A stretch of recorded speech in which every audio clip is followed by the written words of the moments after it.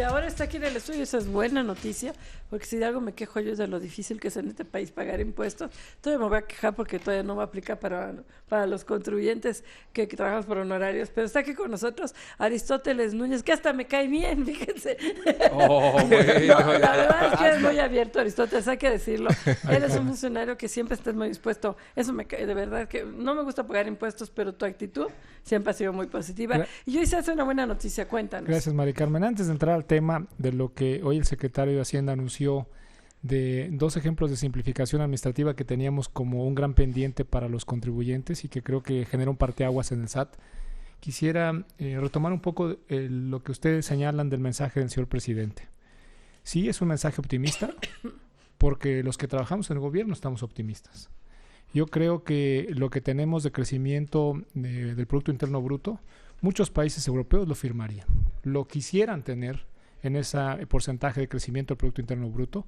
Vaya, veamos a Brasil. Brasil simplemente hoy no está creciendo, incluso tiene un problema de recesión. La recesión más grande que ha tenido en los últimos 100 años la tiene Brasil hoy. Cuando hace 6 años muchos aquí en el país decían que querían parecerse a Brasil. Qué bueno que no nos parecemos a Brasil. Tenemos una depreciación de nuestro peso versus el dólar mejor comportada con otras monedas como la brasileña, como el peso que tienen en Rusia, como el de Chile, como el de Bogotá, como el dólar canadiense. Tenemos un mejor comportamiento y eso es gracias a que tenemos unas finanzas públicas sólidas, tenemos una mejor mezcla en nuestra deuda comparada con otros países. El 80% de nuestra deuda está en pesos, no tienes entonces ahí una presión cambiaria. Y sí, efectivamente tenemos una disminución en los precios del petróleo, que sumado a la disminución en la producción petrolera, nos está afectando en las finanzas públicas, y es ahí donde entra el Servicio de Administración Tributaria. Afortunadamente, y hay que decirlo, los contribuyentes en México están pagando impuestos y han logrado, a través de las contribuciones, poder paliar parte de esa disminución en los ingresos en las finanzas públicas, y eso ha mantenido también con mucha estabilidad las finanzas en un reto que muchos países hoy están enfrentando con gran dificultad. México lo está sabiendo sacar adelante. ¿Qué es lo que se presenta el día de hoy?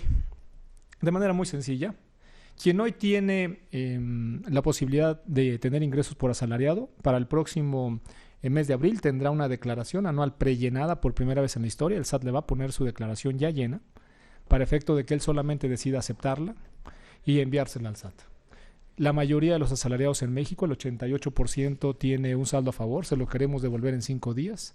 Es muy sencillo, entonces ahora, en 5 días, en lugar de que pida el apoyo de un asesor, él puede obtener del portal esa declaración que ya llena el SAT, con sus ingresos y sus gastos, enviarla al propio SAT, hacerla suya, y en 5 días recibiría su devolución del impuesto sobre la renta. En la anual. Tratándose de las pymes y MIPYMES, hay una buena noticia. Alrededor de 1/3 de los contribuyentes que todos los años solicitan devoluciones de impuesto al valor agregado en sus declaraciones mensuales, les vamos a devolver en 5 días. Les devolvíamos entre 23 y 180 días, a veces hasta 2 años. ¿Y cómo lo vamos a hacer? Con un modelo automático, un modelo paramétrico que nos va a permitir poder identificar los riesgos de los contribuyentes. Son contribuyentes que se portan bien, que cumplen con la facturación electrónica, que entregan la contabilidad electrónica, que están usando el buzón tributario, que la información que recibimos de sus clientes y de sus proveedores es información consistente con sus facturas y sus declaraciones. Les vamos a devolver el IVA en 5 días. Con una buena noticia. Debes venir más seguido para esas, Aristóteles. Solo vienes a puro cobrar impuestos. Yo encantado. Mira, cuéntanos, devolución del IVA, nos decías, para personas físicas y para empresas. Nos decías que va a ser muy rápido y que va a ser muy fácil. Mira, tenemos con la factura electrónica y con la nueva tecnología la posibilidad de conocer cuánto pagaron de IVA y cuánto cobraron de IVA. Entonces, podemos fácilmente con la tecnología y un modelo estadístico de riesgos predecir cuál es el IVA que tiene que pagar o cuál es el saldo a favor que tiene de IVA por recuperar. Si eso coincide con lo que declara el contribuyente, y eso coincide con lo que declara e informan los clientes y los proveedores, que toda esa información hoy es posible a través de la contabilidad electrónica y a través de la factura electrónica, entonces nosotros podríamos en ese modelo de riesgos pasar de un riesgo institucional ser humano a un riesgo institucional sistema. Y el sistema podría entonces derivar la dictaminación procedente o improcedente de un saldo a favor.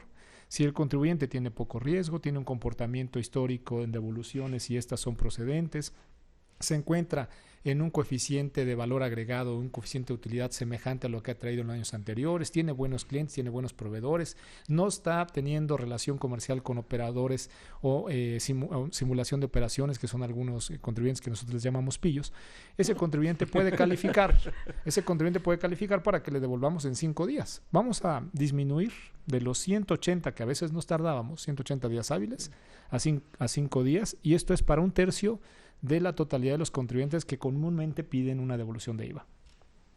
Oye, perdón, esto viene a las personas que son, por así decirlo, todavía cautivas, los contribuyentes que trabajan en una empresa, no a los que trabajamos todavía por nuestra cuenta, por honorarios. ¿Cuándo vamos todos a entrar en este sistema? Tenemos dos sentidos en esta materia hoy.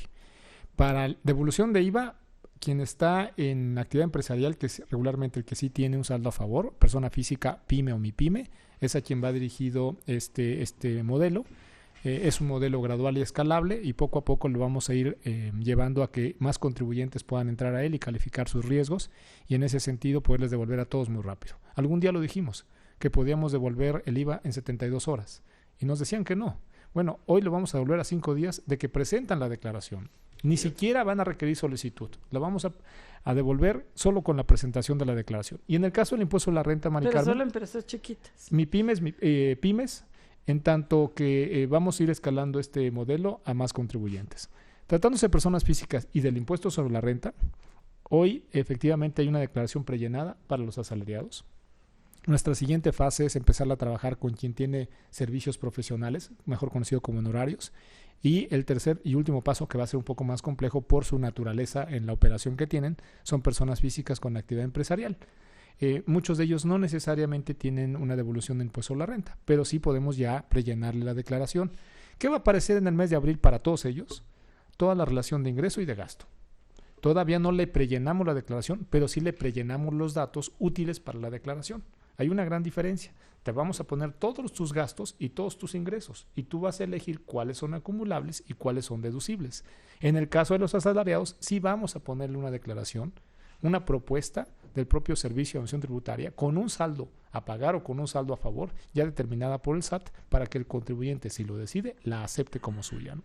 Aristóteles, déjame detener un poquito en esta parte de las pymes, porque creo que es un universo bien importante, y hasta donde estoy entendiendo vas a ir por etapas, pero no sé si va a existir un esquema parecido al de una calificación de riesgo fiscal de este tipo de unidades productivas, en el que ustedes, a través de parámetros preestablecidos, van determinando. Si puedes mencionar cuáles son esos parámetros a los que se tendrían que estar ajustando estas pymes para que, digamos, de cumplirlos en un 100%, pues ya estarían prácticamente listos para que se les devuelva de manera inmediata. Con mucho gusto. Mira, tenemos en primera la historia de cumplimiento del contribuyente. ¿Cuánto es lo que ha vendido?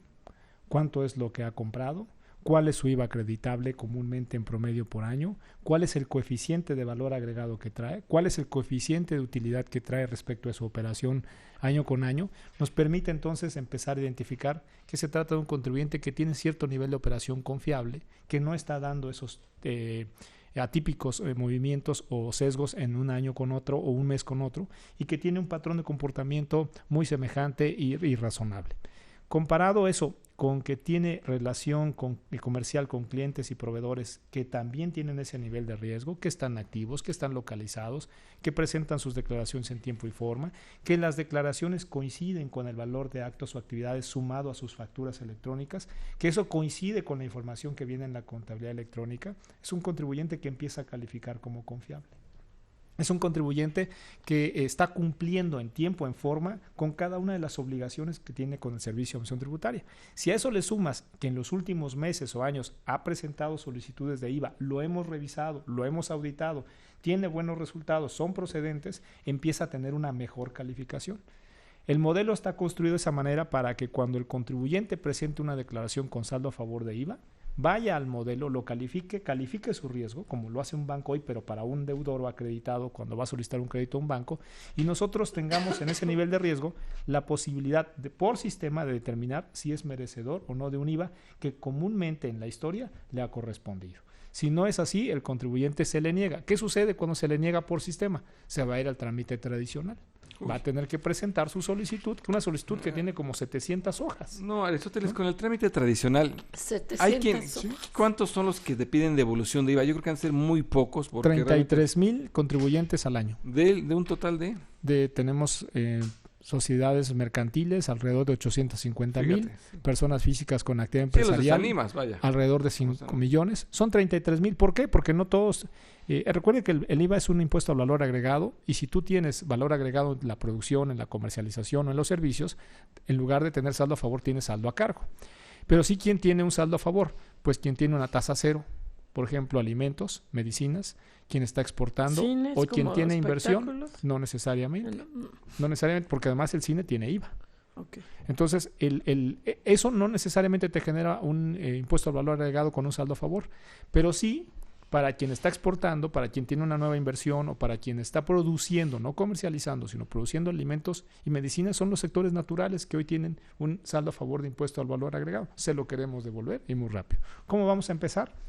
Con los que califican en este modelo de riesgos, poniendo énfasis y atención a las pymes y a las MIPYMES, que son a quienes, hay que reconocerlo, Pepe, les hemos afectado en los últimos meses y años, porque al hacer revisiones exhaustivas de si es procedente o no el impuesto al valor agregado, detuvimos o demoramos su devolución, le pegamos en el flujo de efectivo, y este año las cosas van a cambiar. Qué bueno, que era una queja constante del sector empresarial, ¿no? Sí. Que se pagaba justo por pecadores, porque había muchos pillos, como tú dices, que no aprovechaban los huecos en el IVA.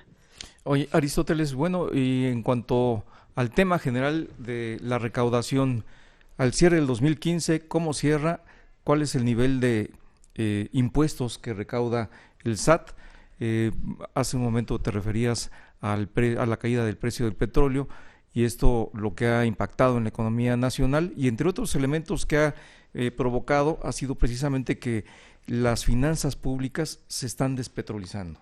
Mira, traíamos nosotros al cierre del 2012, dentro de la composición de los ingresos públicos, un 39% lo explicaba la fuente petrolera. Hoy solamente explica el 16%. Eso significa que efectivamente la mezcla permite hoy mostrar que tenemos una mayor fortaleza en impuestos y en contribuciones que en la fuente petrolera. Este año 2015 vamos a concluir con alrededor de 2.3 billones de recaudación tributaria. Eso representa poco más de 300,000 millones de pesos comparados con lo programado, es decir, casi el 17%. Y eso hay que reconocérselo a los contribuyentes. En México pagaron mucho más de lo que se había programado. Del impuesto sobre la renta representa 1.2 billones, solamente el impuesto sobre la renta. Del impuesto al valor agregado van a ser casi 700,000 millones de pesos. Hace rato yo escuchaba hablar sobre el impuesto de bebidas saborizadas o azucaradas, y también sobre los productos de alta densidad calórica. Pues ahí vamos a recuperar alrededor de 34,000 millones de pesos para 2015. Eso llegó para quedarse. Creo, sí. Es lo que... Oye, a ver, déjame tener ese impuesto que ha sido muy, muy debatido. Hace poco lo tuvimos exactamente. Sobre este IEPS que hay a bebidas con alto contenido calórico. Es un IEPS que iba, además, etiquetado, lo recibes y lo ibas a etiquetar a escuelas para que hubiera bebederos, en fin, a promover cuestiones de salud. Cuéntanos cómo van. Mira, efectivamente sí lo hay. El presupuesto que se destina a cuestiones de salud, tan solo tenemos un poco más de 7 millones de diabéticos en México. Nos gastamos más de 70,000 millones de pesos en atender a los diabéticos mexicanos, y apenas estamos recaudando 34,000. Entonces yo sí creo que debemos de poner en ponderación cuánto es lo que está incurriendo el Estado mexicano para poder mantener un tratamiento para muchos mexicanos que hoy padecen una hipertensión o diabetes derivada de la obesidad, contra lo que se está recaudando. Sí, efectivamente lo que estamos buscando es inhibir el consumo de muchos alimentos que están generando un problema de obesidad en México, pero también necesitamos recursos para poder atender a quien ya tiene esa enfermedad, y creo yo que eso debe entenderse en la nobleza de que el Estado mexicano tiene la obligación de proveer salud a quien hoy está enfermo, ¿no? Claro. Pero bueno, lo que es un hecho es que IEPS, digan lo que digan los estudios de Coméxico o los de las asociaciones, no se va a modificar. Ese IEPS llegó para quedarse. Por eso me caes bien, Maricano. Sí. No, a ver, 70,000 te cuesta la diabetes, 70,000 millones te cuesta la diabetes. Sí. Y apenas tenemos 34,000 millones. Sí, No, bueno. Pues Aristóteles Núñez, un gustazo tenerte Muchas gracias, aquí. Maricano. Muchas gracias, Gracias, Aristóteles. Aristóteles. Muchísimas Marco, gracias. gracias, Pepe.